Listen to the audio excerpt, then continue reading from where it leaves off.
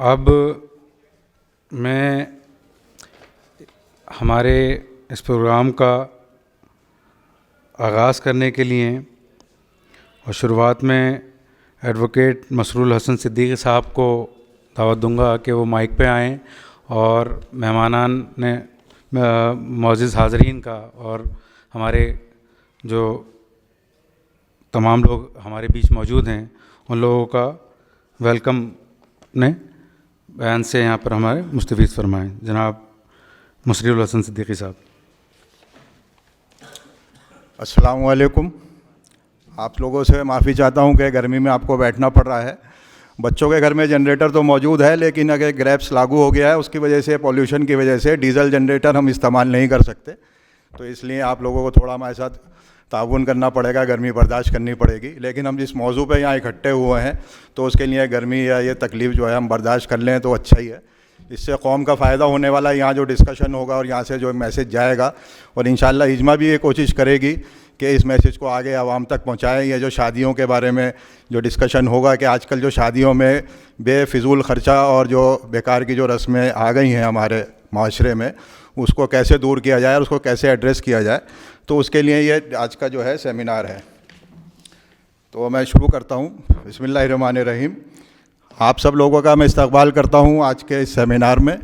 और ये सेमिनार इजमा का पहला ऑफ़लाइन प्रोग्राम है। इजमा का क़याम जो है अभी पिछले साल ही हुआ था, लेकिन रजिस्ट्रेशन वगैरह में कुछ ताख़ीर हुई, इस वजह से हम इसको प्रोग्राम पहले नहीं कर सके। तो एक छोटी सी हमारी आज पहल है और इंशाअल्लाह ये कारवां हमारा आगे बढ़ता रहेगा और आप लोगों का ताउन मिला तो हम इंशाअल्लाह तरक्की करेंगे। और जिस मकसद से इजमा को हमने कायम किया है और उसमें अल्लाह ताला हमें कामयाबी अता फरमाएगा। आप लोगों का साथ और ताउन की बहुत ज़्यादा ज़रूरत है।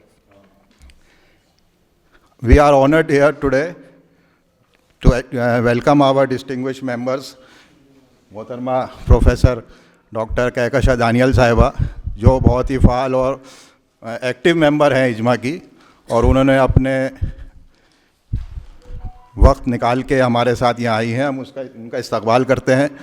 डॉक्टर फाल्की साहब जो हैं बहुत बड़े सोशल रिफॉर्मर हैं और बहुत बड़ी NGO चलाते हैं। मुस्लिम समाज में सोशल रिफॉर्म्स के बारे में आपकी बहुत काविशें रही हैं, बहुत कोशिशें रही हैं, और आप हैदराबाद से हमारे इस प्रोग्राम में तशरीफ़ लाए हैं।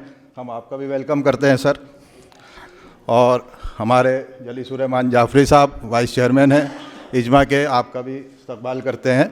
और आप सब लोगों का हम तहे दिल से फिर एक बार इस्तकबाल करते हैं। आप यहाँ हैं और यहाँ से जो आप यहाँ से बात लेकर जाएंगे, जो मैसेज लेकर जाएंगे, उम्मीद करते हैं कि आप अपने अपने हलक़े में, अपने लोगों में इस बात को पहुँचाएँगे, ताकि समाज के अंदर जो है एक जागरूकता पैदा हो। समाज के अंदर जो है ये बुराइयाँ जो फैली हैं मुस्लिम समाज में, और लोग अहकाम शरीयत को भूल गए, कुरान और हदीस की जो तालीमात हैं उसको भूल गए, उसको जो है हम दोबारा से लोगों के दिल में जज्बा पैदा करें कि लोग कुरान और हदीस की रोशनी में अपने आप को ढालें और अपना जो रोज़मर्रा का किरदार है उसी तरह उसे पूरा करें।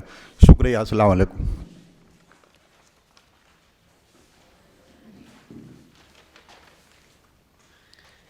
बहुत बहुत शुक्रिया मसरूल हसन सिद्दीकी साहब।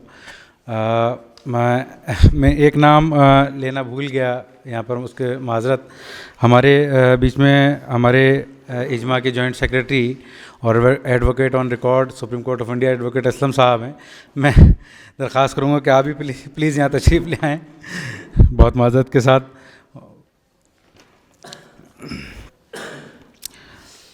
अब बाज़ाब्ता तौर पर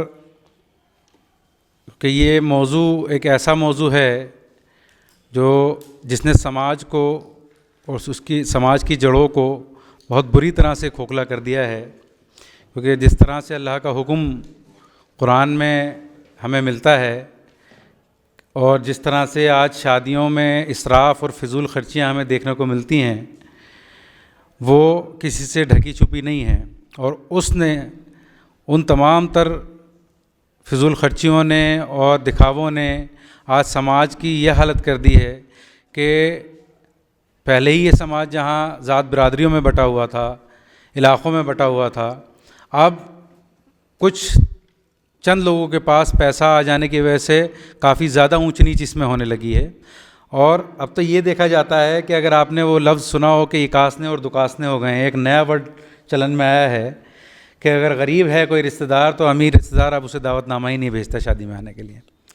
तो ये जो हालात हैं कि अल्लाह ने ये उम्मत पैदा की थी कि ये मिलजुल करके रहे, we are the social human being, लेकिन हमने क्या किया है कि अपने ही ख़ानदान वालों को इस इकासने और दुकासने और पैसे की ऊंच नीच की वजह से हमने अपनी उन तकरीब में या उन प्रोग्राम्स में, यहाँ तक कि शादी जैसे प्रोग्रामों में उनको इनवाइट करना बंद कर दिया है।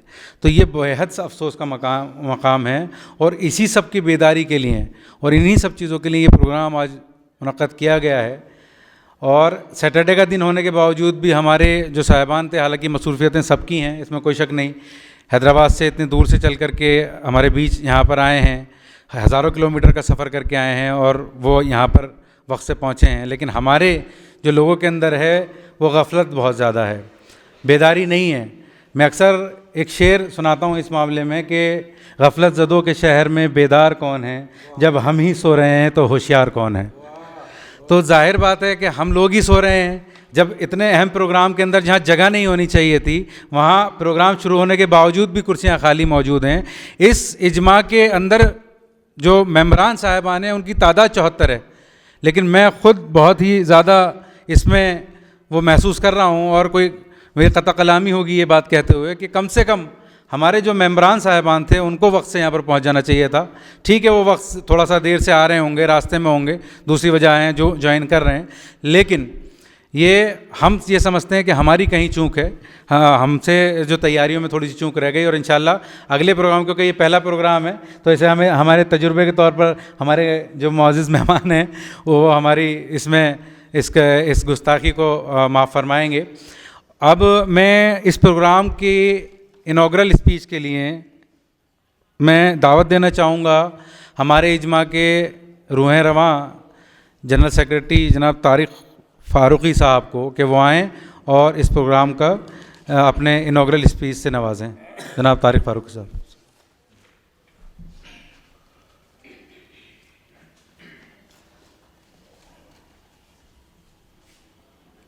नहमदुहु व नसल्ली अला रसूलिल करीम, अम्मा बाद। औज़ु बिल्लाहि मिनश शैतानिर रजीम, बिस्मिल्लाहिर रहमानिर रहीम। रब्बि इश्रह ली सदरी व यस्सिर ली अमरी वहलुल उक़दतम मिन लिसानी यफ़क़हू क़ौली वजअल ली वज़ीरम मिन अहली व तुइज़्ज़ु मन तशाअ व तुज़िल्लु मन तशाअ बियदिकल ख़ैर इन्नका अला कुल्लि शैइन क़दीर। मोहतरम सदर साहब, मेहमान ख़ुसूसी फ़ाज़िल मुक़र्रर डॉक्टर अलीम ख़ान साहब और दीगर सामीन, हाँ, मैं आपकी कुर्बत का ज़्यादा मोहताज हूँ मोहतरम सामीन, जिसका मुख्तसर से एक तारुफ़ कराया जाए, उसके बाद फिर मेहमानान ख़ुसूसी और फ़ाज़िल मुक़र्रर के बारे में कहा जाए। मोहतरम हज़रात, जैसा कि आप हज़रात वाकिफ़ हैं, लफ्ज़ इजमा एक जोड़ का नाम है और इस्लामिक कानून का थर्ड सोर्स है, तीसरा माख़ज़ है। तो उस मुनासबत से हमने इस पर बहुत गौर फ़िक्र के बाद इस नाम को अख़ज़ किया है और मैं इस पर करीब 2.5-3 साल से इस पर गौर फ़िक्र कर रहा था और ये मुझे इसकी जो मिली इसको सोचने की तरकीब जो मिली वो हकीम अब्दुल हमीद मरहूम साहब जो हमदर्द के फ़ाउंडर थे। अक्सर बेशतर मैं उनकी मीटिंगों में और उनके साथ शरीक होता था, तो एक जुमला उनके मुंह से अक्सर सुनता था या उनकी नशिश में सुनता था कि जनाब कहतुर रिजाल है। तो उस वक्त मुझे नहीं समझ में आता था कि यह कहतुर रिजाल हकीम साहब क्यों कह रहे हैं। मुसलमानों की तो अच्छी खासी तादाद है हिंदुस्तान में, लेकिन आज मुझे समझ में आ रहा है कि हकीम साहब क्यों कहते थे कि मुसलमानों का कहत तादाद के हिसाब से नहीं है, सलाहियत के हिसाब से, काम करने वालों की निस्बत से और भलाई के कामों में आगे बढ़ने के लिए। अब मिसाल के तौर पर जैसे मेरे रईस भाई ने भी फरमाया कि 74 मेंबर हैं इस इजमा ग्रुप में और 74 के निस्ब भी आज मौजूद नहीं है। तो शायद ये हमारी कमी है, हम उनको मुरीद इल्ज़ाम नहीं ठहरा रहे, ये हमारी कमी कि शायद हम उनको कन्विंस नहीं कर पाए, या ये कि हमारे अंदर इतनी इस्तेदाद नहीं है कि हम उनको इनवाइट कर सकें या उनको बुला सकें या इस प्रोग्राम में। बहरकैफ तो बात इजमा की चल रही है। इजमा जैसा कि मैंने अर्ज़ किया कि थर्ड सोर्स है, और दूसरी ये है कि हमारे जो मसाइल हैं, ख़ास तौर से हिंदुस्तानी मुसलमानों के पस मंज़र में ही बात कर रहा हूँ, कि हमारे जितनी भी मसाइल हैं वो किसी न किसी तरीके से अदालती कार्रवाई या कोर्ट से मुंसलिक हैं। चाहे वो बाबरी मस्जिद का मसला हो, चाहे वो तिपिल तलाक का मसला हो, चाहे वो शाहबानों का मसला हो, और इस तरीके से रोज़मर्रा के आइली मसाइल के बारे में भी हम कोर्ट से रुजू करते हैं। और मुझे कम से कम 35-40 साल के तजर्बे में ये हुआ कि मसाइल का हल हमारे जो हैं वो कोर्ट नहीं है। हालांकि इसके मुकाबले में दारुल क़ज़ा का भी क़याम है, लेकिन दारुल क़ज़ा का भी जो क़याम है और जो वहाँ से फ़ैसले सादर होते हैं, तो फ़ैसले तो वो भी करते हैं, लेकिन मसले का हल नहीं। हम हल की तलाश में निकले हैं इजमा के ज़रिए से, क्योंकि कुरान में आया है, ख़ास तौर से सूरह निसा में और सूरह अल हुजरात में, जिसका मफ़हूम और तर्जुमा मैं सामीन के सामने सुनाना चाहूँगा।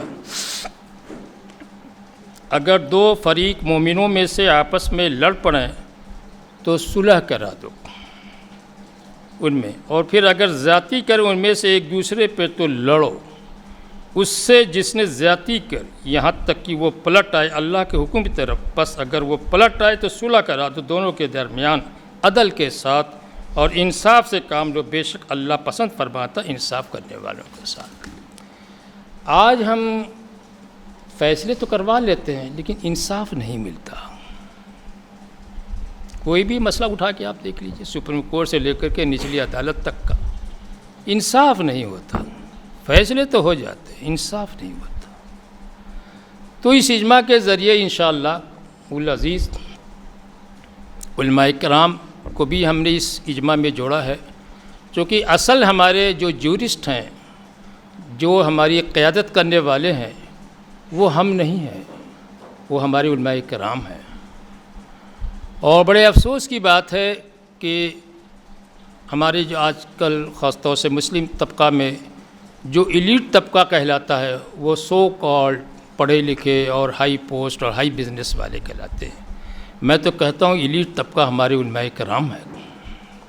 जब तक इनकी क़यादत को आप तस्लीम नहीं करेंगे, आप सुरखरू नहीं हो सकते, आप आगे नहीं बढ़ सकते, चाहे आप कितने भी लायक और फायक हों।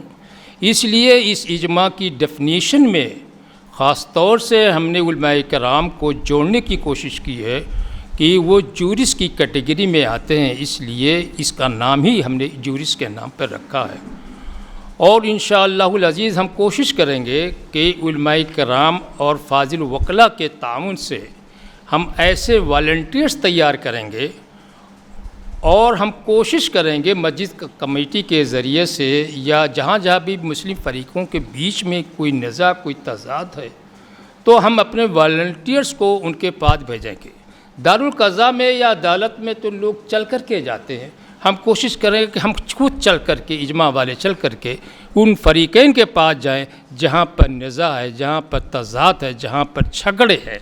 उन झगड़ों को ख़त्म करने के लिए कुरान हदीस की रोशनी में और मुल्क की क़वानीन की रोशनी में कोशिश करेंगे कि सिर्फ फ़ैसला ही नहीं कराएंगे, इंशाअल्लाह मसले को हल कराने की कोशिश करेंगे। ये है हमारा टारगेट इजमा का। दुआ फरमाएं, हमारी कोशिश इंशाअल्लाह होगी कि हम इसके ज़रिए, इस प्लेटफॉर्म के ज़रिए हम मसले का हल करें। अभी हमने दिल्ली में शुरुआत की है, इंशाअल्लाहुल अज़ीज़ काम अगर बढ़ेगा तो हिंदुस्तान के दीगर हिस्से में भी इंशाअल्लाह हम लोग जाएंगे। ये हमारा एक अजमाली खाका है, और इससे ज़्यादा बातें तो बहुत कुछ कहना था, लेकिन चूँकि वक्त कर रहे हैं और हमारे फाजिल मुकर्रिर का बयान अभी सुनना है, तो आप फाजिल मुकर्रिर के बारे में और मेहमान ख़ुसूसी के बारे में जैसा कि आप हजरात सुन चुके हैं कि मोहतरमा कहकशां साहब जो इस मजलिस की, इस महफ़िल की, इस प्रोग्राम की हमारी ख़ुसूसी मेहमान हैं, उसके पहले हमारी इजमा की मेंबर हैं।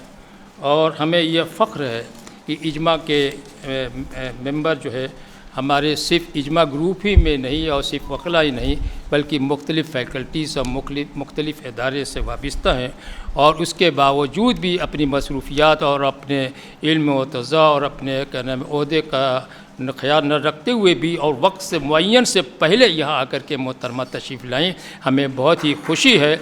और हम ये एक तरह से मिसल राह है हम ऑडियंस के लिए, ख़ासतौर से इजमा के मेंबरों के लिए, कि देखिए ये होते हैं असल खिदमतगार। ये मेहमान ख़ुसूसी हैं लेकिन ये खिदमतगार भी हैं। ये खिदमत का जज्बा के तहत ही मोहतरमा तशरीफ़ लाएँ, वरना मेहमान ख़ुसूसी आपको पता है वक्त के बाद ही आते, वक्त से पहले कोई नहीं आता। ये इनका जज्बा था मोहतरमा का। मैं इनको सलाम करता हूँ, इनकी कदरदानी करता हूँ इजमा के प्लेटफॉर्म से, और मैं दुआ करता हूँ कि अल्लाह ताला इनकी उम्र में बरकत अता फरमाए। मोहतरमा का मुख्तसर तारुफ मैं पेश करता हूँ, हालांकि ये किसी तारुफ की मोहताज नहीं है।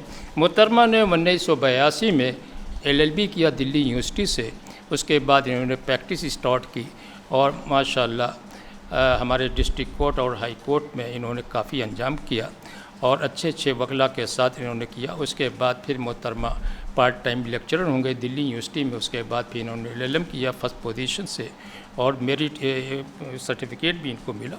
उसके बाद फिर ये जामिया मिलिया यूनिवर्सिटी में इन्होंने ज्वाइन किया।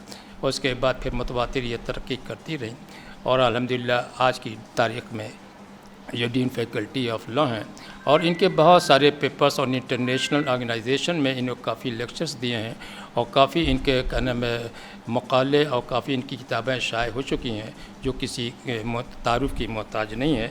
मुख्तसर ये उसी तरीके से मुख्तसर से जायज़ा मैं डॉक्टर अलीम फ़ल्की साहब का पेश करता हूँ क्योंकि वक्त बहुत कम है, काफ़ी वक्त गुजर चुका है।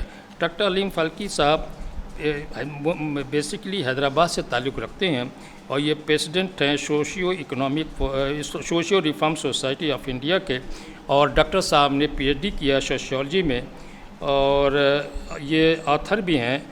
मर्द भी बिकते हैं जहां जहेज़ के लिए निकाह या विवाह, लाइफ इंश्योरेंस एंड मुस्लिम, उम्रा और religious picnic, boycotting lavish wedding is a जिहाद।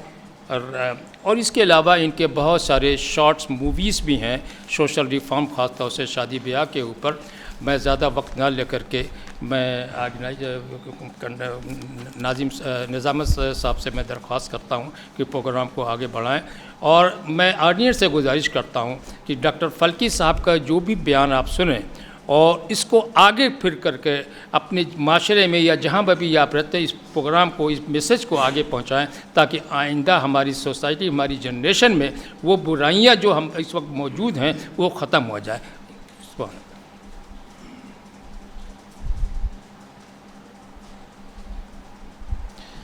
बहुत बहुत शुक्रिया तारिक फ़ारूक साहब। एक वाक़या याद आ रहा है हमें। अल्लाह के रसूल सल्लल्लाहु अलैहि वसल्लम के पास एक सहाबी आए, उन्होंने उनसे कहा कि जो बात मैं बताना चाहता हूँ यहाँ पर कि जो इसराफ़ है जो मैं बात कर रहा था पहले, उसी का एक ये हिस्सा है कि शादियाँ किस तरह से हुई हैं। बस उसका ही एक मिसाल पेश करके फिर मैं अगले मुक़र्रिर को बुलाऊँगा यहाँ पर कि अल्लाह के रसूल सल्लल्लाहु अलैहि वसल्लम ने एक सहाबी को कहा कि भाई तुम्हें निकाह करना है तो जाओ, घर में कुछ अगर हो तो लेकर आओ ताकि मैं महर के तौर पर उसको तुम्हारा महर बनाऊं और इनसे निकाह कर दूं। वो घर में गए होंगे, उन्हें कुछ नहीं मिला। उन्होंने कहा भाई कम से कम एक अंगूठी ही हो, चाहे वो लोहे की या किसी भी मेटल की हो, वो ले आओ तो मैं महर के तौर पर वो रख करके आपका निकाह करा दूँ। तो वो घर गए तो उनको वो भी मैसर नहीं थी, इतने गरीब साहबी थे वो। तो अल्लाह के रसूल सल्लल्लाहु अलैहि वसल्लम ने ये पूछा कि क्या तुम्हें कुरान की चंद सूरतें याद हैं? तो उन्होंने कहा कि हाँ अल्लाह के रसूल ये तो मुझे याद है।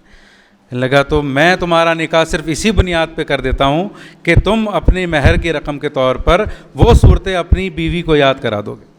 तो ये सादगी जो हमें बताई गई है हमारे नबी के ज़रिए, वो शायद हम बहुत पीछे भूल आए हैं कि वो अल्लामा इकबाल साहब ने कहा है बीच में कि वो जो मुअज़्ज़ज़ थे ज़माने में मुसलमान होकर और हम ख्वार हुए तारीख़ कुरान होकर। दस्त तो दस्त हैं दरिया भी न छोड़े हमने, बहरे जुल्मात में दौड़ा दिए घोड़े हमने। फिर आगे उन्होंने कहा कि इसी बात के लिए जो ज़ात बरादरी की वजह से आज हालात बदतर से बदतरीन होते चले जा रहे हैं कि फ़िरक़ाबंदी है कहीं और कहीं ज़ातें हैं, क्या ज़माने में पनपने की यही बातें हैं? यूँ तो तुम सैयद भी हो, मिर्ज़ा भी हो, अफ़गान भी हो, तुम सभी कुछ हो, बताओ तो मुसलमान भी हो। अब मैं हमारे आज की इस पुरनूर महफ़िल की जो चीफ़ गेस्ट हैं मैं उनको बुलाना चाहूँगा।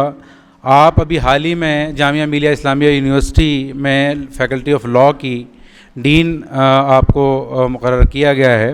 तो सबसे पहले तो मुबारकबाद, हम तो पर्सनली जा कर के मिलके भी आए थे मैडम के ऑफ़िस में, और बहुत ही उम्दा काम। और कभी भी हमने ये समझिए कि रात के 12 बजे भी हमें कोई ज़रूरत पड़ती है तो हम बेझिझक मैडम को फ़ोन कर देते हैं, और अल्हम्दुलिल्लाह कभी भी वो कोई हमें मशवरा या सलाह देने में कभी भी उन्होंने किसी भी तरह की कोई वो नहीं महसूस की है क़राअत। लेकिन अल्हम्दुलिल्लाह हम ये चाहते हैं कि इनकी ही सरपरस्ती में हम इसी तरह से ये कारवां रवां दवां रहे। और अब मैं ज़्यादा आप लोगों के दरमियान हाइल ना होते हुए मैं अब आवाज़ दूंगा और दावत देता हूँ हमारी प्रोफेसर डॉक्टर कहकशा यूनुस दानियाल साहिबा को कि वो आएँ और अपने ख़िताब से नवाजें। अलीम खान साहब को सुना, ये सच ए लर्नड पर्सन, हमें लगता है हम तो कुछ नहीं बोल सकेंगे इनके सामने। इनको इतनी नॉलेज है, he knows about history, he knows about history of Islam, he knows so much and what is happening in the society, वो ये सब जानते हैं। थोड़ा बहुत हम भी जानते हैं, लेकिन हम इतना हिस्ट्री नहीं जानते हैं, मगर जो हमने देखा है इतनी लाइफ में, since I am a part, I am from old Delhi and I have got my education here. यहीं से मैंने पढ़ा है, मिरांडा हाउस से पढ़ा, फिर campus law centre, faculty of law मैंने प्रैक्टिस की, उसके बाद मैंने फैकल्टी ऑफ लॉ में पढ़ाया भी है, फिर जामिया में हम आ गए। तो इसका हमने ये पर्सनल लॉ जो मुस्लिम लॉ और हिंदू लॉ जो है, मैं वो पर्सनल मुस्लिम लॉ तो मैं 94 से पढ़ा रही हूँ, तो मेरी बहुत चीज़ें मैंने समझी हैं मुस्लिम वेमेन के बारे में। एक टाइम था जब मुझे दिया जा रहा था पढ़ाने के लिए, मैंने साफ मना कर दिया था कि मैं नहीं पढ़ाऊँगी, मैं मुस्लिम लॉ नहीं पढ़ाऊँगी, क्योंकि किसी ने कहा कि मुल्ला की दौड़ मस्जिद तक, तुम मुस्लिम हो तो मुस्लिम लॉ पढ़ाओगी और कुछ नहीं पढ़ाओगी। तो मेरे दिमाग में ये था, तो ज़बरदस्ती मुझे दिया गया पढ़ाने के लिए। फिर मैंने पढ़ाना शुरू करा और आहिस्ता आहिस्ता इतना पैशन, इतनी मोहब्बत डेवलप हुई इस सब्जेक्ट से, फिर मैंने उसको कभी छोड़ा नहीं। आज भी मैं पढ़ाती हूँ मुस्लिम लॉ। तो इस सिलसिले में मैंने मुस्लिम विमेन की बहुत सी प्रॉब्लम्स देखी हैं, मतलब बहुत कई चीज़ों में बहुत तकलीफ़ हुई है मुझे। और ये समझिए मेरी टर्निंग पॉइंट था लाइफ का, जब मैंने कुछ केसेस किए, जब मैं प्रैक्टिस कर रही थी, मुस्लिम वेमेन के केसेस थे, मैं लीगल एड एडवाइस बोर्ड की वकील थी, तो कुछ केसेस मेरे पास आए मुस्लिम वेमेन की, उनको देख के मुझे लगा कि रियली क्या हालत है। तो मैंने सोचा शायद I should do something about how to help Muslim women. तो जैसे एक लेडी थी, जब मुझे केस दिया गया, उसका नाम था, मैं नाम नहीं लूँगी, उसका बेहतर है। तो वो जब आई पहली बार मेरे पास, तो साथ में उसके फादर थे, मदर थे, बहन, 2 भाई थे। तो उनका केस मुझे मार्क किया गया था। डिवोर्स का था कि उसके हस्बैंड ने दूसरी शादी कर ली थी, उसकी औलाद नहीं हुई थी, उसके हस्बैंड ने दूसरी शादी कर ली। थोड़े दिन तक तो उसने बेचारी ने उनको पाला पोसा, सबको, वाइफ को और हस्बैंड को, उसके बच्चों को अच्छे से रखा। लेकिन कुछ टाइम बाद उन्होंने उसको घर से निकाल दिया। उसके बाद उसको किसी ने समझाया कि तुम मेंटेनेंस का केस फाइल करो। 125 CRPC में केस फाइल हुआ, तो मैंने ही वो केस फाइल कराया। लेकिन उस औरत की जो जर्नी थी ना, वो मेरे कभी दिमाग से नहीं निकलती। वो केस चलता रहा, वो मेरे पास आके बैठती थी, उसका सब मैं काम कराती थी। फिर वो आहिस्ता आहिस्ता ऐसा हुआ कि मेरी जॉब लगी, मैं LLM में मेरा एडमिशन हो गया, तो मैंने छोड़ा उसको। मेरा केस किसी और को मार्क हो गया, मगर वो हमारे पास आती रहती थी। जब भी निकलती थी, फराश खाने की थी वो, तो मम्मी के पास बैठ जाती थी, आके मेरे से भी बात करती थी। उसके साथ ऐसा हुआ कि अल्टीमेटली उसका केस उसके फेवर में डिसाइड हुआ। और जब वो यहाँ से गए ना ऑक्शन के लिए, उसका लेने के लिए मेंटेनेंस, तो उसके पास कुछ नहीं था, सिर्फ टूटी हुई साइकिल थी, तो उसे वहाँ कुछ नहीं मिला। बहरहाल फिर वो आके बताती थी क्या करें। अच्छा, हमको भी इतनी अकल नहीं थी कि हम उसे और कुछ भी समझा सकें। तो वो बात तो ख़त्म हो गई। फिर वो एक दिन मुझसे बोली कि बाजी मेरे ना रिश्ते आते हैं कि मैं शादी कर लूँ। हस्बैंड ने तलाक भी दे दी थी। तो मैंने कहा कर लो। अच्छा ठीक है, हम इसको भूल गए। एक दिन हम घर जा रहे, हाँ, ये हुआ कि जैसे इतना केस चलता गया ना, उसके भाइयों की शादी हुई तो भाइयों की बीवियों ने उसको आने से मना किया कि नहीं, रोज़ी पे असर पड़ेगा। वो लोग बढ़ई लोग थे, तो सिर्फ फादर मदर आने लगे। फिर फादर गुजर गए तो सिर्फ मदर आती थी। फिर मदर बीमार हुई, उसका कोई नहीं था, वो अकेली आती थी।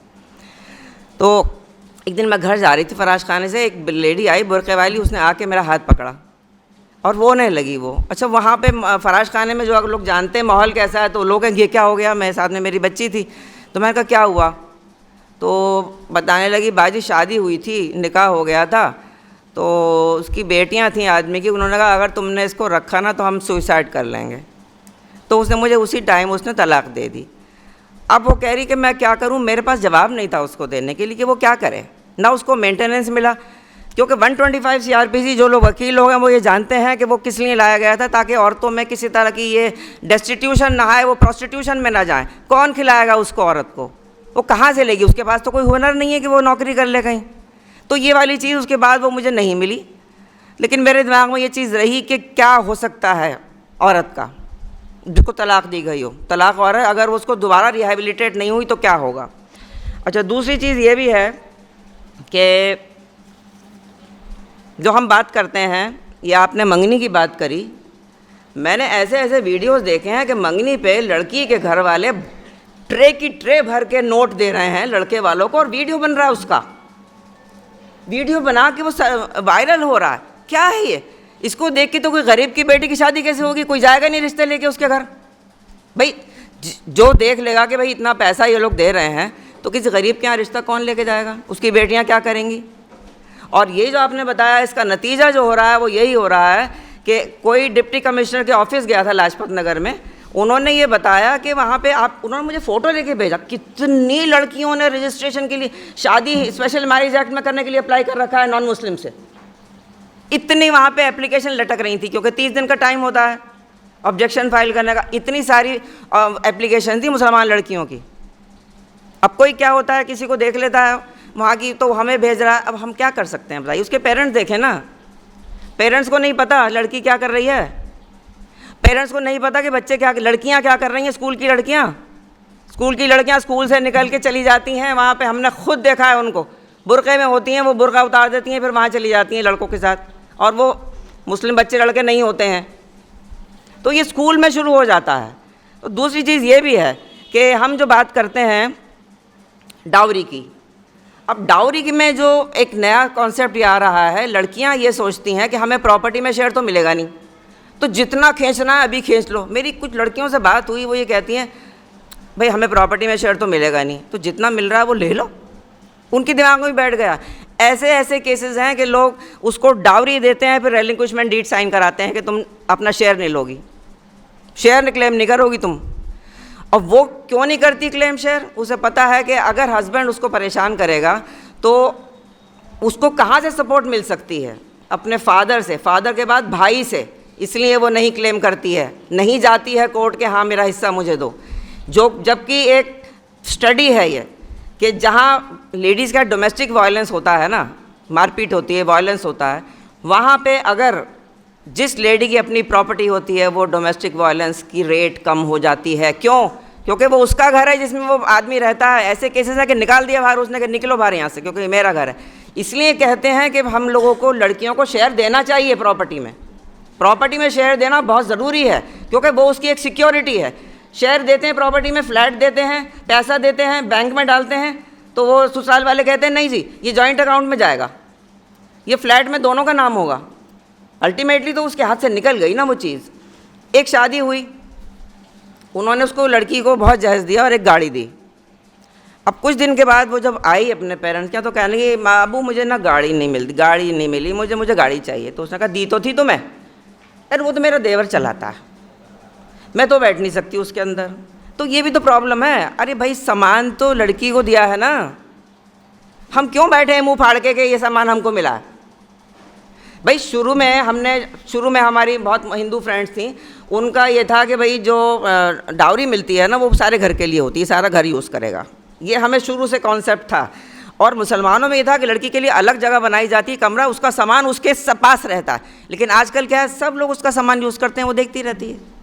तो ये भी तो चीज़ है। फिर जॉइंट अकाउंट भी प्रॉब्लमेटिक है। जॉइंट अकाउंट के लिए हमें तैयार नहीं होना चाहिए, जॉइंट फ्लैट के लिए तैयार नहीं होना चाहिए। वो उस लड़की की प्रॉपर्टी है, उसका वो सिक्योरिटी है। और एक ज़माने में जो आज जो हम बात करते हैं कि डावर जो ज़्यादा रखा जाता है, डावर भी एक तरह की सिक्योरिटी है उसकी, कि उसको तलाक न दी जाए। कई लोग ऐसे होते हैं वो नहीं दे पाते इतना डावर, तो वो तलाक नहीं देते उसको, तो ये भी प्रॉब्लम है। देखिए ये चीज़ें जो है ना सारी मिक्सड अप हुई हुई हैं। और अब एक चीज़ और है कि एक नया कॉन्सेप्ट शुरू हुआ है भाई, जो हमारे हमने सोचा नहीं था कभी। हमारे यहाँ शादियों में डांस होने लगे हैं, लड़कियाँ डांस करती हैं। मैंने देखा एक रोड पे बारात जा रही थी जाकिर नगर से निकल के, उसमें घोड़े पे दूल्हा था, सामने लड़कियां डांस कर रही थी, उनके वीडियो बन रहे थे। ये कौन से ज़माने के लोग हैं, क्या हो रहा है ये? मतलब हम लोग इतना चेंज हो गए हैं, हम लोग इतना अडॉप्ट कर लिया हमने दूसरों की चीज़ें कि हम भी ये सब करने लगे। हमको लगता है ये सब ठीक है। आप उनसे बात करके देखें, लड़ने लगेंगे आपसे कि आपको क्या प्रॉब्लम है। तो ये सब चीज़ें हैं हमारे यहाँ।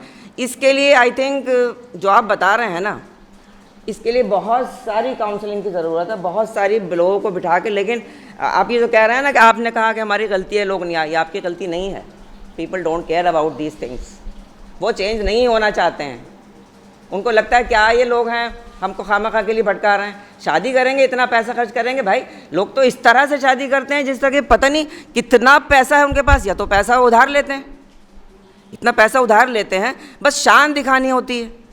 एक शादी हुई, उसमें लड़के वालों ने कहा कि 200 लोग आएंगे, फिर एंड टाइम पे फ़ोन कर दिया नहीं 500 लोग आ रहे हैं। अब बताओ वो आदमी कहाँ से अरेंज करेगा 500 लोगों का खाना? और खाने में क्या क्या चीज़ होगी, उनके पास उन लिस्ट है कि ये सब चीज़ होनी चाहिए। तो क्या समझते हैं लोग, थोड़ा निचोड़ लेंगे क्या? तो ये गलत है। आई थिंक ये जो फाल्की साहब ने बताया, ये सब बहुत रेलेवेंट चीज़ें हैं कि हमको सोचना चाहिए हमारा माशरा जा कहाँ रहा है। हम लोग बहुत अजीब तरह से बिहेव कर रहे हैं। आप शादी की बात करते हैं कि वैसी शादी के लोग तो उसके लिए बिल्कुल तैयार नहीं होते हैं। वो कहते हैं ये तो पागल लोग हैं, कैसी बातें करते हैं, हम नहीं सुनेंगे ये बात, वो ये कहते हैं सीधी। तो मेरा ये कहना बहुत, देखिए हाँ, दूसरी चीज़ एक बहुत ज़रूरी है जो इससे अलग है थोड़ी सी। हम लोग जो ज़कात देते हैं, अभी somebody was saying कि ज़कात में चोरी करते हैं। मैं ये दैट इज़ नॉट इम्पॉर्टेंट कि ज़कात में चोरी करते हैं, कुछ दे तो रहे हैं, लेकिन उस ज़कात का हम कहाँ यूज़ कर रहे हैं? आप मुस्लिम कंट्रीज़ में जाके देखिए। एक कंट्री के बारे में सुना था कि वो जो उनके ये होते हैं पोल्स जो होते हैं, वहाँ पे बड़े बड़े बॉक्स लगे रहते हैं, सब लोग ज़कात उसमें जाके डालते हैं, और उस ज़कात से वो इथियोपिया वगैरह में जो गरीब लोग हैं उनकी वो हेल्प करते हैं। जो हम लोग ज़कात निकालते हैं, क्या ऐसा नहीं, कोई ऐसी ऑर्गेनाइजेशन नहीं है जो पूरा पैसा जमा करे? Let's establish good schools for our children, good hospitals for Muslims, not only Muslims, charitable hospital खोलें जिसमें कोई भी आ सकता है, नो कोई ऐसी कोई प्रॉब्लम नहीं है। लेकिन हमें बहुत ज़रूरी है कि इंग्लिश मीडियम स्कूल्स हों हमारे, जिसमें उर्दू भी पढ़ाई जाए और इंग्लिश भी पढ़ाई जाए, क्योंकि बहुत ज़रूरी है, बहुत ज़रूरी है इसके लिए कि हमारे बच्चे जो है ना। और दूसरी चीज़, हम जो चीज़ में लैक करते हैं वो तो पूरी सोसाइटी में है। वो क्या है? We are not good parents. हम पेरेंटिंग ठीक से नहीं करते, हम बच्चों को अपनी वैल्यूज़ नहीं दे पाते हैं। बच्चों को क्या वैल्यूज़ है, क्योंकि हम खुद वैल्यूज़ नहीं है हमारी, हम खुद मोरालिटी नहीं जानते हैं, हम वो मोरालिटी बच्चों में पास नहीं कर पाते हैं। इसलिए बहुत ज़रूरी है कि आई थिंक हम लोग सब समझें मोरालिटी का मतलब क्या है। इस्लाम ही मोरालिटी की बात करता है और कोई मज़हब मोरालिटी की बात नहीं करता है। मोरालिटी को समझे क्या है, वैल्यूज़ को समझे क्या है, हमारे इस्लाम ने हमें क्या वैल्यूज़ दी हैं, और वो हम बच्चों को अपने वो वैल्यूज़ पास कर सकें, ताकि वो एक अच्छा इंसान बने, अच्छे मुसलमान बच्चे, अच्छे सिटीज़न बने, जिसमें हम लोग लैक कर रहे हैं। बच्चों की ध्यान ही नहीं देते हम बच्चे क्या कर रहे हैं। Parents don't know what their children are doing. ज़रा घर छोटे होते हैं, ज़रा ज़्यादा हंगामा करें, बच्चे चल गली में निकाल दिया उन बच्चों को। बहुत कॉमन है यहाँ पे, गली में बाहर निकल, बच्चे जो मर्जी कर रहे हैं बाहर। ये जो आप बता रहे हैं ड्रग्स और ये प्रोस्टिट्यूशन, ये कोई आप ये समझें यहाँ पे भी बहुत है। ये not here this place, I am talking about Delhi. You go to any traffic signal, आपको सारे मैक्सिमम मुस्लिम मिलेंगे मांगने वाले। लड़कियां, औरतें, बच्चे, मेल, सब के सब होते हैं, हर ट्रैफिक सिग्नल पे वही होते हैं। क्यों? So we have to think about it. इसके लिए बहुत ज़रूरी है, हमें सोचना पड़ेगा कि ऐसा क्यों हो रहा है। क्या हमारे पास तालीम की भी कमी है, हमारे पास पैसे की भी कमी है, हमारे पास सोच की भी कमी है, हमारे पास बहुत ज़्यादा प्रॉब्लमेटिक हैं, हम लोग बहुत प्रॉब्लम में हैं। तो आई थिंक आपको तो बहुत ज़्यादा लेक्चर देने पड़ेंगे। सिर्फ शादी के बारे में नहीं, बहुत चीज़ों के बारे में। किसका? हम जाते ही नहीं ऐसी शादियों में सर। हमारी तो शादी भी खुद सिंपल हुई थी, हम अब इंशाल्लाह अपनी बच्ची की शादी भी सिंपल करेंगे। भाई जो लोग इतना ज़्यादा मांगते हैं खुल के, उनसे बात ही नहीं करनी चाहिए। हमने बच्ची को तालीम दे दी, उसको अच्छी वैल्यूज़ दी हैं, इंशाल्लाह शादी सिंपल करेंगे उसकी, इंशाल्लाह। Thank you so much. बहुत बहुत शुक्रिया मैम। और हम समझते हैं कि आज के इस मौजू का और उन्वान का जो एक निचोड़ है जो तमाम का, वो ये कुछ अशार मेरे पास हैं, वो मैं पढ़ देता हूँ बहुत थोड़े से वक्त में, वक्त तो ज़्यादा नहीं है। कि मंजिल से आगे बढ़कर मंजिल तलाश कर, मिल जाए तुझको दरिया तो समंदर तलाश कर। हर शीशा टूट जाता है पत्थर की चोट से, पत्थर ही टूट जाए वो शीशा तलाश कर। सजदों से तेरे क्या हुआ, सदियाँ गुज़र गईं, दुनिया तेरी बदल दे वो सजदा तलाश कर। ईमान तेरा टूट गया रहबर के हाथों से, ईमान तेरा बचा ले वो रहबर तलाश कर। हर शख्स जल रहा है अदावत की आग में, इस आग को बुझा दे वो पानी तलाश कर। करे सवार ऊँट पे अपने ग़ुलाम को, पैदल ही खुद चले वो आका तलाश कर। हमारे बीच में एक बड़ी शख्सियत शम्स ख्वाजा साहब मौजूद हैं। माज़रत मैं पीछे बैठे थे तो ध्यान नहीं दे पाया। मैं 2 मिनट के लिए सर से रिक्वेस्ट करूँगा कि 2 मिनट के लिए अपनी बात आवाम के सामने पेश करें।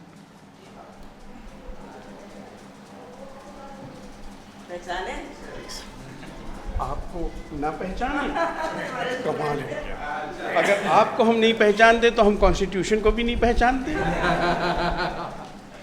ऐसे लायक एकेडमिक्स प्रोफेसर्स अंजुमन में हमारी ज़िंदगी के रहे हैं, वो हमारी खुशनसीबी है। प्रोफेसर कहकशां साहिबा की शख्सियत माशाअल्लाह काबिल ना मोहताज ना वो, और it's a fortune to be speaking in her presence. मुझे एक ऑब्जर्वेशन बहुत क्विकली देना है, 2 ऑब्जर्वेशंस एंड अ क्वेश्चन, और मैं बहुत ही मुख्तसर उसमें अर्ज़ करूँगा। हमारे वकील साहिबान यहाँ कितने हैं? Can you raise your hands please? जी, तो आपकी नज़र है, वकील साहिबान की नज़र मुझे ये अर्ज़ करना है, शरीयत जो है, क्लेम ऑफ शरीयत, दैट डिपेंड्स 2 चीज़ों पे है, कुरान और हदीस। अच्छा, कुरान शरीफ अनडिस्प्यूटेड है, कुरान शरीफ अनडिस्प्यूटेड है, क्योंकि हमारे सामने केसेस में कई दफ़ा आड़ आती है कि शरीयत ये कह रही है, शरीयत वो कह रही है। तो कुरान तो अनडिस्प्यूटेड है, हदीस का कलेक्शन है, मुस्तनद कलेक्शंस में बुखारी बताया जाता है, लेकिन हदीस is a matter of context, is a matter of transmission of word of reliability. अब कोई कहे आप इस हदीस पे यकीन नहीं कर रहे तो आप बड़ा गुनाह कर रहे हैं, नहीं। बेस्ट कलेक्शन बुखारी का बताते हैं। इमाम बुखारी पे रिलायबिलिटी का सवाल नहीं है। इमाम बुखारी ने 10 लोगों से पूछा, उन्होंने उससे सुना, उन्होंने उससे सुना, उन्होंने उससे सुना, उन्होंने उससे सुना। बीच में अगर कोई झोल दे गया तो इमाम बुखारी की ख़ता नहीं है। तो द इशू ऑफ रिलायबिलिटी वो आपके जहन में वकील साहिबान के रहना चाहिए क्या है, और कंटेक्स्ट क्या है उसके एक बहुत वाज़े तौर से एक मिसाल मैं आपको दूंगा। मैं अमेरिका में जब था और मैंने देखा कि मेरे पास पैसे नहीं थे और रमज़ान शरीफ का वक्त था, मैं स्टोर में गया खजूर लेने अफ्तार के लिए। तो जो अफ्तार में जो खजूर जो स्टोर में बिक रही थी उसकी कीमत पूरे 2 खानों की दावत के से ज़्यादा थी। मैंने ये रियलाइज़ किया सरकार सल्लल्लाहु अलैहि वसल्लम का जो शेवा था कि एक खजूर से अफ्तार फरमाते थे, वो शेवा खजूर की बरकत तो सेकेंडरी रही, वो शेवा ये था सबसे सस्ती, सबसे अवामुन्नास अवेलेबल चीज़ से अफ्तार फरमाते थे ताकि गरीब से गरीब आदमी भी अफ्तार कर ले। तो हदीस में अब कोई कहे रिवायत तो उसने ये देखा, लेकिन दैट इज़ इट।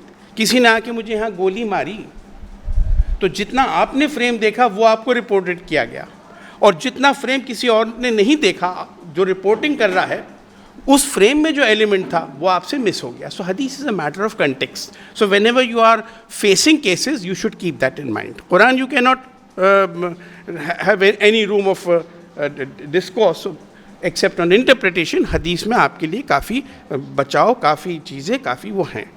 दूसरा मैं ये ज़रूर अर्ज़ करूँगा मुअद्दबाना उससे कि कलाम पाक में ज़कात का मसरफ़ बहुत क्लियर है। कुल इन्नमस्सदक़ातु लिलफ़ुक़राए वलमसाकीन एक्सेट्रा 7 मसरफ़ बयान किए गए हैं।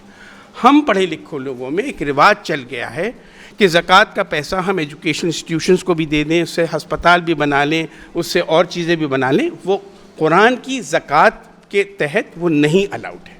आई would say that most respectfully. आप चैरिटी करिए, do contribution and do donations बस। And I will close by one question to Tariq साहब। तारिक भाई ने कहा, हाँ मैं वकीलों से ज़रूर कहूँगा, आपको अगर इस्लामिक लॉ में काम करना है along with your other work, आपको बेसिक अरबिक आनी चाहिए।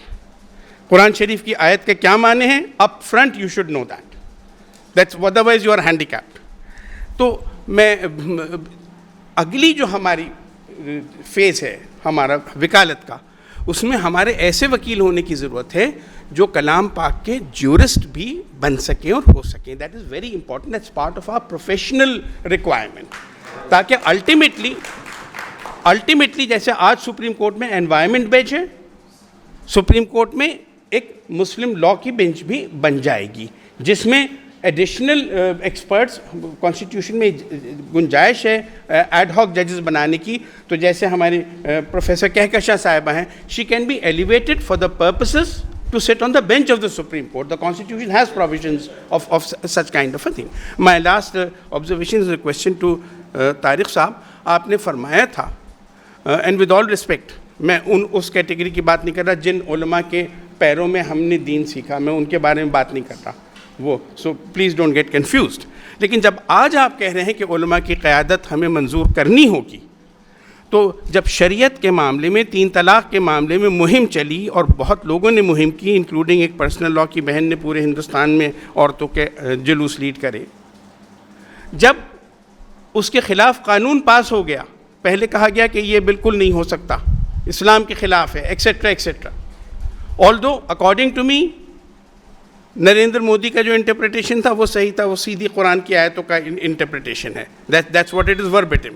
इमाम अबू हनीफ़ा के यहाँ जिस तरह से कहा गया है यूज़ है, वो यूज़ एक्सट्रीम केस में है। जैसे राजधानी में एक वो होती है अलार्म चेन होती है, चेन पुल इमरजेंसी में आप यूज़ करें, तो इमरजेंसी यूज़ हमेशा नहीं यूज़ किया जाता। माई क्वेश्चन इज़, जब ये लॉ पास कर दी गई तो कोई इमाम, कोई मौलवी साहब, कोई पर्सनल लॉ के बोर्ड के मेंबर, एक शख्स नहीं उठा, एक जुलूस नहीं निकला उसके एहतजाज में। Everybody was silent.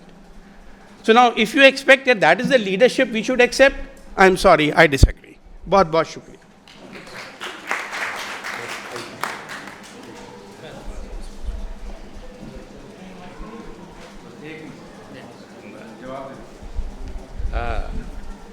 Khwaja Sahab, मेरा ये मंशा नहीं है कि जिस हालत में आज हमारे उलमाए कराम है या हम हैं, उसी सूरत में या उसी तर्ज पर हम उनकी क़यादत को ज़ाहिर सी बात है, कोई भी सोसाइटी जो बनती है वो रिफॉर्म्स के लिए बनती है, तो वो रिफॉर्मेशन के बाद का मसला है।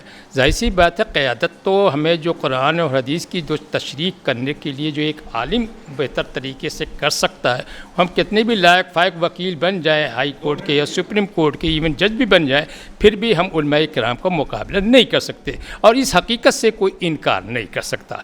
दूसरी बात यह है कि मैं फाजिल मुकर्रिर साहब से भी, अभी मेरे पास एक आलिम का मैसेज आया है, मैं नाम नहीं लूँगा, लेकिन वो मैसेज मैं पढ़ के सुनाना चाहता हूँ। माशाअल्लाह अहकाम शरीयत पर गुफ्तगू होगी और आपकी इस फ़हरिस्त में कोई शरई नुमाइंदगी करने वाला नज़र नहीं आता है। सुभान अल्लाह। डॉक्टर साहब इसके ऊपर माशाअल्लाह अहकाम शरीयत पर गुफ्तगू होगी और आपकी इस फ़हरिस्त में कोई शरई नुमाइंदगी करने वाला नज़र नहीं आ रहा है। यानी हम सब जितने भी ऑर्गेनाइजिंग कमेटी हैं, including the chief guest and chief speaker, तो इस पर आप अपना ज़रा सा राय नहीं फरमाइए। शरई नुमाइंदगी चाहते हैं? नहीं सर, 20 साल 22 साल हो गए इस मामले में, हम भी हार गए हैं। हम सदियों से, मैंने कहा था हम पहले पंडितों के ग़ुलाम थे, बाद में हमारे पंडित बदले। अब इस वक्त के वो ब्राह्मण हैं, हम लोग हरिजन हैं, नॉन आलिम हरिजन हैं सारे के सारे। हम कुछ भी नहीं कर सकते, ये थिंकिंग को सेज नहीं। आलिम का जब कोर्स करवाया जाता है तो उनके दिमागों में एक बात मुसल्लत कर दी जाती है कि क़यादत उलमा का मनसब है। ये बिगेस्ट मिस्टेक कर रहे हैं फिर आलिम को किसी काम का नहीं छोड़ते, वो डेड एंड पे ला के छोड़ देते। अब सवाल ये है, आप एक अकाउंटेंट को रखना चाहते हैं मुलाजिम, तो उसका डिग्री क्या है, क्या एक्सपीरियंस है, ये पहले तलाश करते हैं आप उसके अंदर कि पढ़ के क्या आया है। आप अगर क़यादत यानी लीडरशिप के मनसब के मुस्तहिक़ हैं अगर आप, तो आपने कौन सा लीडरशिप वाला कोर्स किया है? पॉलिटिकल साइंस पढ़ी है, कॉमर्स, इकोनॉमिक्स, बैंकिंग, इंश्योरेंस पढ़ी है? आप मिंबर पे खड़े रह के हराम हराम हराम हराम के फतवे दिए चले जा रहे हैं, आपने पढ़ा क्या है? कुछ भी नहीं। सॉरी टू से। हाँ, बहुत शुक्रिया। एक बहुत छोटा सा वाक़या और हदीस मेरे को याद आ रही है अल्लाह के रसूल की। आपने भी एक बात बीच में कही थी इस बारे में, और शम्स साहब ने भी एक बात कही है कि हम लोग जो है सिर्फ इस उसमें रह जाते हैं जब बड़ी बड़ी शादियों में और दावत करने के लिए जो बोझ बन जाती हैं कि फ़लाँ साहब को बुलाना है, फ़लाँ साहब को बुलाना है। अल्लाह के रसूल सल्लल्लाहु अलैहि वसल्लम के एक साहबी आए, उनकी आंखों में सुरमा उरमा लगा देख करके अल्लाह के रसूल ने पूछा कि भाई क्या बात है, आज बड़े सच सवर के हो आप? तो कहा अल्लाह के रसूल मैंने शादी कर ली। आप समझ लीजिए जो इमामुल अंबिया जिनके लिए सहाबा इकराम ने अपनी जान, ख़ानदान, माल सब कुछ नौछावर कर दिया, उनकी शादी हो रही है और अल्लाह के रसूल को मालूम नहीं है। अल्लाह के रसूल ने कहा अच्छा, बहुत अच्छी खुशी की बात है, वलीमा कीजिए। एक दूसरा वाक़या ये हुआ कि अल्लाह के रसूल सल्लल्लाहु अलैहि वसल्लम ने एक निकाह किया, सहाबा इकराम को मालूम चला, सहाबा इकराम अल्लाह के रसूल सल्लल्लाहु अलैहि वसल्लम के पास पहुँचे कि माशाल्लाह निकाह हुआ है, अल्लाह के रसूल आप वो कीजिए, वलीमा कीजिए। अल्लाह के रसूल सल्लल्लाहु अलैहि वसल्लम के पास कुछ वसाइल नहीं थे। कहा ठीक है, एक काम करो, अपने घर से अपना खाना लेकर आओ और मेरे दस्तरखान पर बैठ करके खा लो, ये वलीमा हो गया। तो ये जो सादगियाँ हैं, अवामुल नास की भी बात कर रहे थे, तो मेरे जहन में ये हदीसें आई उस वक्त में, तो मैंने इसलिए यहाँ पर कह दी। खैर, अब मैं इसको बहुत ज़्यादा आगे नहीं बढ़ाते हुए, अब मैं आखिर में अपने जो इस प्रोग्राम के और हमारी इस इज्मा के जॉइंट सेक्रेटरी हैं जनाब एडवोकेट असलम अहमद साहब, और आप एडवोकेट ऑन रिकॉर्ड भी हैं सुप्रीम कोर्ट ऑफ इंडिया में, अब मैं उनको दावत दूंगा कि वो आएँ और तमाम लोगों का इज़हार तशक्कुर फरमाएँ। जनाब असलम अहमद साहब। रब्बि इश्रह ली सदरी वयस्सिर ली अमरी वहलुल उक़दतम मिन लिसानी यफ़क़हू क़ौली। इज्मा का ये जो आज प्रोग्राम हुआ, अल्हम्दुलिल्लाह, और डॉक्टर अलीम ने बहुत मुफीद बातें रखी। इससे पहले कि मैं सबका फ़र्दन शुक्रिया अदा करूँ, 2 मिनट आपका वक्त लूँगा इस मौजू पर, क्योंकि मेरे जहन में भी कुछ सवाल थे, सवाल मैं बाद में कर लूँगा। लेकिन मैंने ये देखा है कि अक्सर जो शादियाँ होती हैं और उनमें जैसा कि आपने बताया कि कितने % में लोन लेकर के होता होगा, कई माँ बाप तो ऐसे होते होंगे ज़रूर जिनके पास बहुत माल और दौलत होती होगी।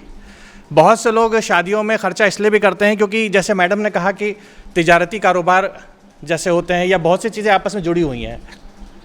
हम इस मसले को एक सिर्फ अलग करके एक मसले से नहीं देख सकते कि ये सिर्फ एक दहेज का जहेज़ का मामला है, क्योंकि ये हमारी बहनों के प्रॉपर्टी के ताल्लुक़ से भी जुड़ा हुआ है, जिस तरह इशारा मैडम ने बहुत वजाहत के साथ कर दिया अपनी तकरीर में। ये कहीं ना कहीं टैक्सेशन और ज़कात से भी जुड़ा हुआ मामला है जिस पर बात आ गई।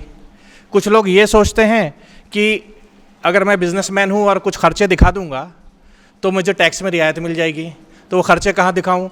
तो वो बच्चों के बर्थडे की पार्टीज़ भी करते हैं और बेटियों की शादी में भी तय करते हैं। दूसरी कौमों में कुछ ये भी है कि एक डीड रिलिंक्विशमेंट डीड कर ली कि भाई बहन को जो भी मिलना है उसी वक्त मिल जाएगा, ताकि आगे जब जायदाद विरासत खुलेगी तो वो नहीं मिलेगा।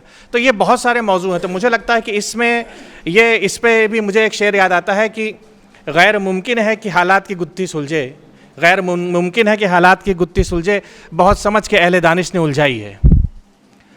तो अब यहाँ पे अहले दानिश जो है वो अहले इल्म है या अहले इबलीस हैं, ये हमें अपनी ज़मीर की आवाज़ पे सुनना होगा। तो अब मैं सबसे पहले शुक्रिया अदा करता हूँ हमारे तारिक फ़ारूकी सर का, जो इस इज्मा के रूह रवां है। मेरे तो बहुत ज़बरदस्त सीनियर है। मैंने जब मुझे वकालत में अब 22 से 23 साल हो रहे हैं, और मैंने जब शुरू की थी तो ये मेरे उस्तादों में से एक थे और मुझे काफ़ी गाइड किया इन्होंने, और इनके जहन में कब से रहा होगा, लेकिन इज्मा का क़याम करने में इसके बानियान में से एक हैं ये, बल्कि यही मेरे नज़र में तो यही बानी है क्योंकि मैं इनको जानता था। और इन्होंने मुझे लगता है कि मुल्क गिर सतह पर वकला को, एकेडमिशियंस को, उलमा को, जजेस को और दीगर हजरात को जोड़ करके एक तंजीम बनाई है, और मैं समझता हूँ कि बहुत दूर ये काम करेगी। अल्लाह इनको इसका जज़ा खैर दे। उसके बाद डॉक्टर अलीम फ़लाकी साहब ने बहुत अच्छे वक्त से ये मौजू उठाया है, क्योंकि बहरहाल ये एक बहुत रेलिवेंट है आज के ज़माने में। और आपने एक बहुत अच्छी जगह की तरफ इशारा किया सर, कि इसको हम सिर्फ शरई या दीनी एतबार से ना देखें, ये एक्चुअली हमारी बका का मामला भी है। जिस तरफ इशारा हो गया कि हमारी बहनें अगर मजबूर हो जाएंगी, क्योंकि हमको एक बात समझनी पड़ेगी कि हर कौम में लड़कियों की शादी, लड़के और लड़कियां 50-50 होते हैं, 50-50%, लेकिन लड़कियों की शादी का इकोसिस्टम लड़कों की शादी के इकोसिस्टम से बहुत अलग होता है। ठीक है, लड़के की उम्र बढ़ती जाती है तो शादी होने के चांस उसके भी कम होते हैं, लेकिन लड़की की उम्र बढ़ती है तो ग्राफ ज़्यादा तेज़ी से गिरता है। ये इस वजह से होता यह है कि वक्त पे बेटी की शादी हो जाए, माँ बाप के सामने ये मसला भी होता है, लड़की खुद भी सोचती होगी कि ये मसला है। इस्लाम ने इसका बहुत हद तक हल दिखाया है, कोशिश की। जैसे मुझे एक याद है कि लेबनान के में शायद ऐसा कानून है या जॉर्डन में कानून है कि वहाँ लड़के परेशान होते हैं कि अगर बैंक अकाउंट नहीं है और बैंक में पैसा नहीं तो लड़कों की शादी नहीं होती, क्योंकि वहाँ मेहर, एक वहाँ पे कानून तो शायद नहीं है लेकिन वहाँ पे एक बन गया है कि मेहर कम से कम इतना ज़रूर होगा। भारत में कोई मिनिमम मेहर है नहीं। तो आपने ये जो बका की बात करी कि हमारी कौम के बका का सवाल है, मैं समझता हूँ ये सबसे ज़्यादा पोटेंट आपने उसमें बात करी कि ये शरीयत से ज़्यादा, शरीयत हालांकि पूरी की पूरी सोसाइटी पे बात करती है, लेकिन जो सोसाइटी होती है वही तो इस्लाम की रूह है, उसको बचाना। तो उसके लिए मैं आपका शुक्रिया करता हूँ। मैडम प्रोफेसर कहकशा दानियाल ने भी बहुत कम वक्त में लेकिन उम्दगी के साथ अपनी बात रख दी और इसको अलग अलग जावियों से जोड़ दी बात को कि ये सिर्फ मामला दहेज का नहीं है, ये प्रॉपर्टी राइट्स का भी है, ये विमेन की सिक्योरिटी का भी है, ये मामला मेहर का भी है। ये सारे के सारे आपस में जुड़े हुए हैं। ये भाई की नौकरी का भी सवाल है और भाई को भी ये समझना होगा कि अगर वो बहनों को ये समझना होगा कि अगर हमारी वजह से ज़्यादा दहेज जा रहा है तो भाई बेरोज़गार हो सकता है। और फिर ये कहीं ना कहीं एक बहन दूसरे की बीवी है तो आपकी बीवी किसी की बहन है, तो इस तरह से माशरे में बात जुड़ती है। ये सारे तार जुड़े हुए हैं। मैडम का बहुत बहुत शुक्रिया इस सिलसिले से। और हमारे अज़ीज़ सीनियर शम्स ख्वाजा साहब ने भी बहुत अच्छी बातें बताई कि वकीलों के तरफ से, क्योंकि हम जिस मुल्क में रहते हैं, देखिए वहाँ पे जजेस हजरात जो हैं, और मैं शायद उनके सवाल से कुछ जहन में सवाल आए होंगे, इसलिए मुझे जो लगता है कि मैं जो जवाब दे सकूं कि देखिए भारत में चलता है अंग्रेज़ी इंग्लिश जुडिशल सिस्टम।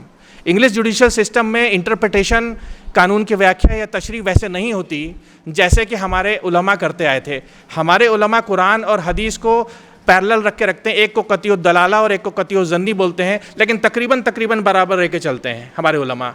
अंग्रेज़ इसको ऐसे नहीं लेते। अंग्रेज़ कहते हैं कि पार्लियामेंट का जो लॉ बना है अगर उसमें कुछ लिखा है तो रेगुलेशन को नहीं माना जाएगा। पार्लियामेंट का लॉ खामोश है तो रेगुलेशन को देखेंगे, रेगुलेशन खामोश है तो रूल को देखेंगे, रूल खामोश है तो डिस्ट्रिक्ट मजिस्ट्रेट के ऑर्डर को देख लेंगे। लेकिन इस्लाम में तशरीह ऐसे नहीं है। इस्लाम में आप देखेंगे बात मसावी है कि कुरान है, कुरान को समझेंगे किस फ़हम से, तो हदीस के फ़हम से समझेंगे। हदीस को कैसे समझेंगे? हमारे सहाबा के फ़हम से समझेंगे। लेकिन भारत में जजेस को ये बात समझाना बहुत मुश्किल है, क्योंकि भारत में चलता है अंग्रेज़ी सिस्टम। तो इसीलिए मैं शम्स ख्वाजा साहब का शुक्रिया अदा करता हूँ कि उन्होंने कहा कि कुरान को पकड़ लें, क्योंकि कुरान तो अनडिस्प्यूटेड है ना। हमारे मुल्क का हर गैर मुस्लिम भाई हमारा ये जानता है कि मुस्लिम चाहे कुछ भी हो, शिया हो, सुन्नी हो या किसी भी फ़िरके का हो, लेकिन कुरान उनका एक है, उसको ये बात मालूम है। अगर आप जज को बता देंगे साहब कुरान में लिखा है ना, तो जजेस भी मान जाते हैं कि हाँ ये आपके मज़हब का हिस्सा है। तो ये बहुत अहम तरफ सर आपने इसका इशारा किया और इसके लिए मैं शुक्रगुजार हूँ, क्योंकि इस बात को समझना हम वकीलों के लिए भी और गैर वकीलों के लिए भी बहुत ज़रूरी है भारत के अंदर। और फिर मैं अपने रईस भाई साहब का भी शुक्रिया अदा करता हूँ कि आपने बेहतरीन निज़ामत करी और आपने जो इकबाल के अशार पढ़े उससे आपने इस महफ़िल को और ज़्यादा मैं कहूँगा कि मुनव्वर बना दिया। और इसके साथ अगर किसी का शुक्रिया रह गया हो तो माफ़ी चाहता हूँ। और सबसे अहम कि आप सब लोग अपना कीमती वक्त निकाल कर आए और यहाँ पे एक अच्छी तादाद में मौजूद रहे। दिल्ली के दूर दूर के इलाकों से आए और दिल्ली से हो सकता है NCR से भी आए हों। बहुत बहुत शुक्रिया आप सब हजरात का। जी हैदराबाद से कादिर साहब, आपके जो सवाल का जवाब नहीं हो पाया शायद, शम्स ख्वाजा सर को आपने उसलिए बुलाया था, लेकिन उसकी हम लोग बात कर लेंगे। लेकिन शम्स ख्वाजा सर ने जो बात कही है वो बहुत अहम बात की। उन्होंने 2 मिनट में बिल्कुल कम्पैक्ट बात कर दी है कि अदलिया के अंदर हमको क्या रुख रखना होगा अगर इस मुल्क में इज़्ज़त के साथ अपनी बात रखनी है। शुक्रिया सबका, आप सबका बहुत बहुत।